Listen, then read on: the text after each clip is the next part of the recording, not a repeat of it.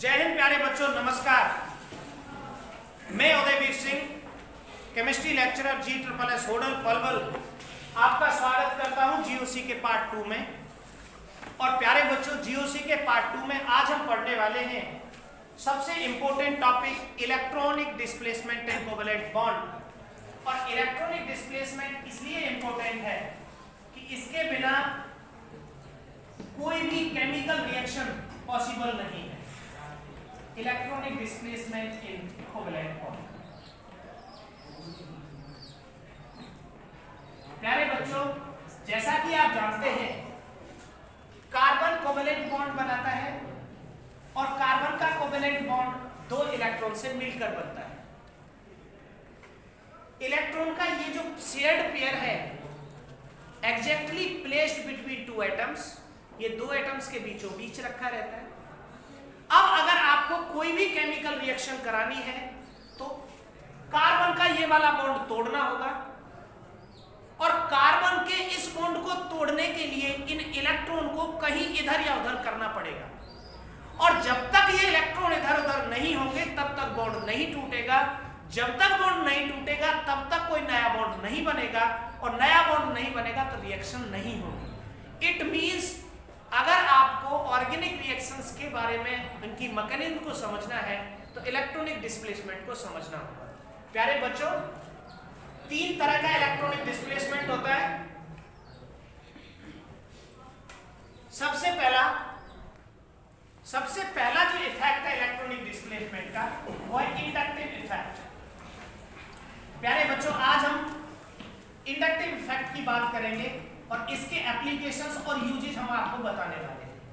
Inductive effect 2 तरह का होता है, +I और -I। सेकेंड इफेक्ट है हमारा इलेक्ट्रोमैग्नेटिक इफेक्ट,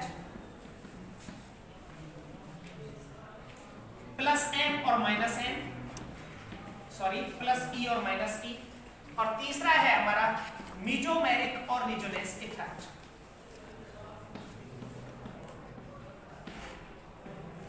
प्यारे बच्चों, इन 2 को हम बाद में इनकी रिएक्शंस के साथ डिस्कस करेंगे। कैसे इनकी रिएक्शंस के साथ डिस्कस करेंगे? जैसे इंडक्टिव इफेक्ट होता है सिग्मा बॉन्ड पर, सिग्मा मतलब सिंगल बॉन्ड पर, और सिग्मा बॉन्ड पर रिएक्शंस होती है सब्स्टिट्यूशन रिएक्शंस। तो मेनली हम जब सब्स्टिट्यूशन रिएक्शंस के बारे में बात करते हैं तो हमें इंडक्टिव इफेक्ट पढ़ने होते हैं, और इंडक्टिव इफेक्ट के कारण हम एसिडिक और बेसिक कैरेक्टर और स्टेबिलिटी और पॉजिटिव एंड नेगेटिव आयन भी डिसाइड करते हैं। तो अभी हम पढ़ेंगे इसको। इलेक्ट्रोमैग्नेटिक इफेक्ट होता है पाई बॉन्ड पर, मतलब डबल बॉन्ड पर, और पाई बॉन्ड पर रिएक्शंस होती है एडिशन रिएक्शन। प्यारे बच्चों, सब्स्टिट्यूशन रिएक्शन 3 तरह की होती है, nucleophilic substitution, electrophilic substitution and free radical substitution. And addition reaction again of 3 type, electrophilic addition, nucleophilic addition and free radical addition. तीसरा है हमारा रेजोनेंस और मीजोमेरिक इफेक्ट। इन दोनों का कॉम्बो होता है, कुछ इलेक्ट्रोमेरिक एंड कुछ इंडक्टिव, दोनों को मिला के रेजोनेंस बनता है। तो प्यारे बच्चों, आइए सबसे पहले पढ़ते हैं इंडक्टिव इफेक्ट। इंडक्टिव इफेक्ट को पढ़ने के लिए एक जो बेसिक चीज हमें समझनी है, सबसे बेसिक, वो है ये सिग्मा बॉन्ड पर होता है, टेम्परेरी होता है। जो शिफ्टिंग होती है इलेक्ट्रॉन्स की वो टेम्परेरी होती है, और इफेक्ट परमानेंट होता है। तो हम समझेंगे इंडक्टिव इफेक्ट कैसे होता है और इसके प्रभाव क्या है। जैसे कि 12th क्लास के अंदर पहला unit halo alkanes halo arenes है, तो कार्बन के साथ हेलोजन एटम जुड़ा रहता है, CX। हेलोजन्स इलेक्ट्रोनेगेटिव होते हैं, so this electron pair shift towards the halogen atom and it carry partial negative charge and carbon carry partial positive charge. This temporary shifting of electrons of a covalent bond towards more electronegative atom called inductive effect. ये inductive effect कहलाता है। इस electron की shifting के कारण जो electron को अपनी तरफ खींचते हैं इनको -I ग्रुप्स कहते हैं, और जो इलेक्ट्रॉन को अपनी तरफ से पुश करते हैं उनको +I ग्रुप्स कहते हैं। अब इसने इस पर प्लस चार्ज जनरेट किया। अगर सपोज किसी कंपाउंड के अंदर 4 कार्बन एटम होते हैं और यहां लगा रहता Cl। इस Cl के कारण इस पर पार्शियल माइनस आया, यहां पार्शियल प्लस, ये पार्शियल प्लस कम होता जाएगा और तीसरे कार्बन पर जाकर ये और कम हो जाएगा और चौथे कार्बन पर इसका कोई भी प्लस आई इफेक्ट इस माइनस आई के कारण नहीं होगा। इसी तरह ये इलेक्ट्रॉन विड्रॉइंग ग्रुप है, माइनस आई को इलेक्ट्रॉन विड्रॉइंग ग्रुप कहते हैं, ये इलेक्ट्रॉन को पुल करते हैं। दूसरे होते हैं इलेक्ट्रॉन डोनेटिंग ग्रुप, उन्हें प्लस आई कहते हैं जो इलेक्ट्रॉन को पुश करते हैं। एग्जाम्पल के लिए CH3 CH2 OH, ये कोई कंपाउंड है हमारा, इसमें अब एक इलेक्ट्रॉन का पेयर यहां है, एक इलेक्ट्रॉन का पेयर यहां है। ये वाला जो ग्रुप है ये हमारा इलेक्ट्रॉन डोनेटिंग ग्रुप है जिसे हम प्लस आई ग्रुप कहते हैं। ये इलेक्ट्रॉन को इधर पुश करेगा, इलेक्ट्रॉन्स इधर जाएंगे तो ऑक्सीजन जो होगा इस पर आ जाएगा पार्शियल नेगेटिव चार्ज और इस कार्बन पर आ जाएगा पार्शियल पॉजिटिव चार्ज। इस ऑक्सीजन की वजह से पार्शियल नेगेटिव और पार्शियल पॉजिटिव चार्ज। लेकिन क्योंकि इलेक्ट्रॉन डोनर ग्रुप है तो इस CH3 पर आएगा पार्शियल पॉजिटिव चार्ज और इस पर आएगा पार्शियल नेगेटिव चार्ज। कोई भी इलेक्ट्रॉन डोनर ग्रुप इलेक्ट्रॉन को पुश करके खुद पर पार्शियल पॉजिटिव जनरेट करता है, सामने पार्शियल नेगेटिव जनरेट करता है, वो पार्शियल नेगेटिव धीरे धीरे कम होता जाता है, तीसरे एटम के बाद वो खत्म हो जाता है। अगर कहीं पर सिग्मा बॉन्ड है तो सिग्मा बॉन्ड का इलेक्ट्रॉन पेयर एक साइड में शिफ्ट होगा, वो इलेक्ट्रॉन डोनर से दूर जाएगा, इलेक्ट्रॉन विड्रॉइंग के नजदीक आएगा। जिधर से दूर जाएगा इलेक्ट्रॉन पेयर उधर पॉजिटिव और जिधर की तरफ जाएगा उधर नेगेटिव। अब अगर किसी सिग्मा बॉन्ड के अंदर जैसे AB का बॉन्ड है और इस AB के बॉन्ड में अगर ये इफेक्ट हो जाता है तो इससे आयन बनेगा, एक माइनस आयन और एक प्लस आयन। इस माइनस और प्लस आयन के बनने से होती है रिएक्शंस। एग्जांपल के लिए अगर हमारे पास है CH3 CH2 Cl, ये पूरा group ethyl group electron donor group है, इस पर पार्शियल पॉजिटिव आएगा, इस पर पार्शियल नेगेटिव आएगा। अब जब भी ये बॉन्ड टूटेगा तो यहां से Cl नेगेटिव निकलकर बाहर जाएगा।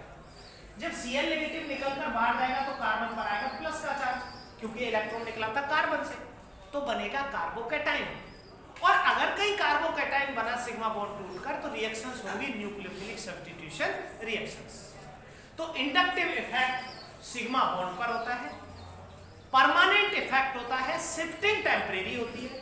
जब तक बॉन्ड रहेगा ये पार्शियल चार्जेस रहेंगे, जैसे ही बॉन्ड टूटता है इफेक्ट खत्म हो जाता है क्योंकि इलेक्ट्रॉन परमानेंटली शिफ्ट हो जाते हैं। प्यारे बच्चों, जितने number of electron donor groups होंगे उतनी जल्दी नेगेटिव निकल कर जाएगा और जितनी जल्दी नेगेटिव निकल कर जाएगा उतना अच्छा पॉजिटिव बनेगा।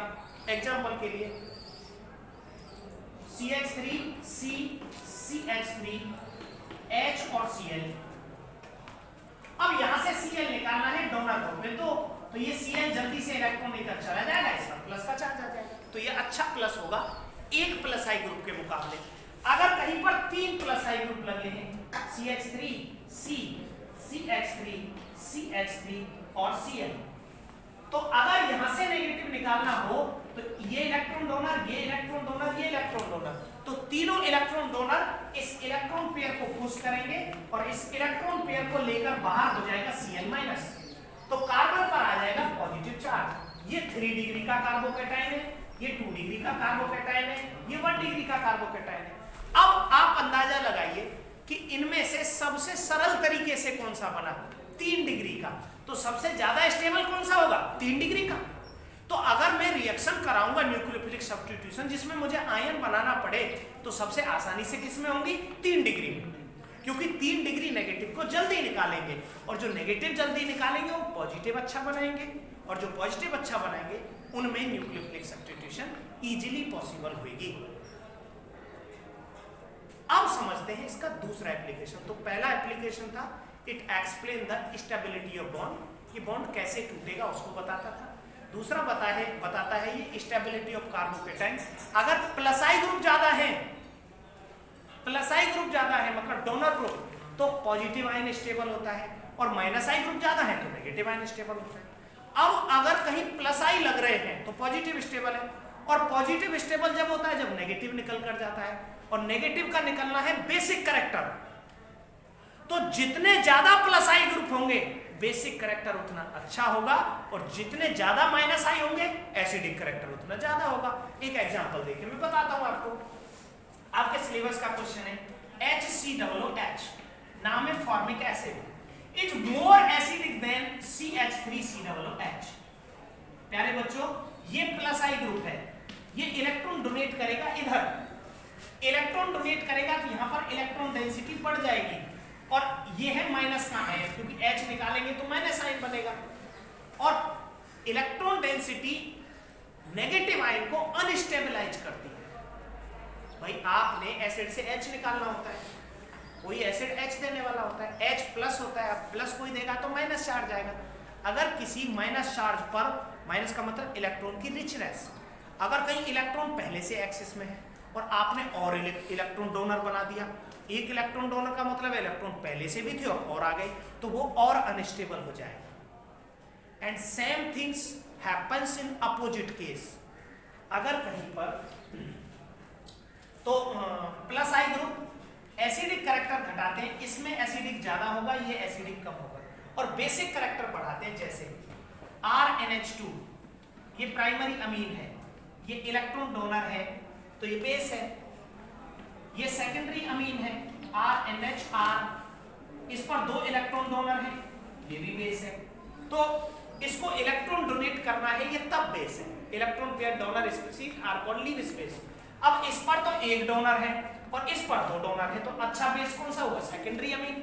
तो secondary amines are more basic than primary amines, क्योंकि जो प्लस आई ग्रुप्स होते हैं, जो डोनेटिंग ग्रुप्स होते हैं, वो इलेक्ट्रॉन डेंसिटी को इंक्रीज करते हैं, और इलेक्ट्रॉन डेंसिटी बढ़ने से बेसिक कैरेक्टर बढ़ता है, एसिडिक कैरेक्टर कम होता है। अब मैं जो स्टेबिलिटी बता रहा था, अगर मान लो यहां से Cl नेगेटिव निकल के चला गया तो प्लस का केस आया, और पॉजिटिव जो होता है उसको अगर इलेक्ट्रॉन दे दिए जाए तो स्टेबल होता है, और नेगेटिव को दे दिए जाए तो अनस्टेबल होता है। तो प्यारे बच्चों, ये था इंडक्टिव इफेक्ट और उसके एप्लीकेशन। दोबारा से मैं रिपीट कर रहा हूँ बिल्कुल सिंपल वर्ड्स में। इंडक्टिव इफेक्ट सिग्मा बॉन्ड पर होता है, परमानेंट इफेक्ट होता है, टेम्परेरी शिफ्टिंग होती है, 2 तरह का होता है, प्लस आई और माइनस आई। जो डोनर ग्रुप्स होते हैं वो प्लस आई होते हैं, जो एक्सेप्टर ग्रुप होते हैं इलेक्ट्रॉन विड्रॉइंग वो माइनस आई ग्रुप होते हैं। डोनर ग्रुप पर खुद पर पार्शियल पॉजिटिव चार्ज आता है, सामने वो नेगेटिव जनरेट करते हैं, नेगेटिव जनरेट होता है उनके साथ। जो प्लस आई ग्रुप्स होते हैं वो पॉजिटिव आयन की स्टेबिलिटी को बढ़ाते हैं, नेगेटिव की को घटाते हैं, और जो माइनस आई ग्रुप्स होते हैं वो नेगेटिव आयन की स्टेबिलिटी को बढ़ाते हैं और पॉजिटिव की को घटाते हैं, जो माइनस आई ग्रुप्स होते हैं।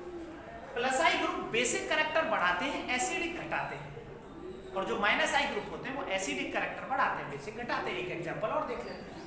इसी में अगर एसिटिक एसिड के साथ मैं एक Cl जोड़ देता हूं, CH2ClCOOH, इसका नाम है क्लोरो एसिटिक एसिड। तो chloro acetic acid is more acidic then acetic acid. क्यों? क्योंकि ये कैसा ग्रुप है? माइनस आई, और माइनस आई एसिडिक कैरेक्टर को बढ़ा देता है।